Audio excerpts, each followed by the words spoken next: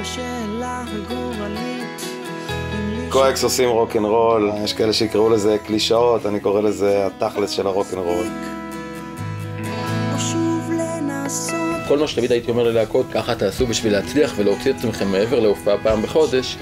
חבר'ה האלה לקחו את זה ועשו בית ספר לכולם. הם אמרו שיש להם איזשהו מסר להעביר, ואיזושהי תפיסה להעביר. פשוט חכה להתחבר אליהם, וזה היה ממש יפה לראות את זה. לחיות עם עין שופטת.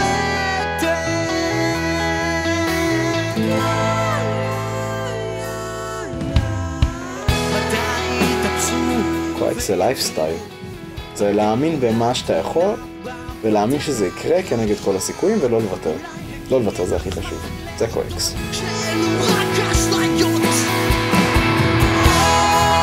הקשר לביטלס זה פשוט החשיפה הראשונה שלי למוזיקה. כשהייתי בכיתה ד' ואבא שלי בא והביא לי תקליט. המקום שנולדים בו והחינוך זה לא פגם גנטי. דבר שאפשר לשנות. ואני חושב שביטלס זה להקה מצוינת. כן, ויש הרבה להקות רוק שצמחו באיזשהו חור והגיעו הכי רחוק בעולם.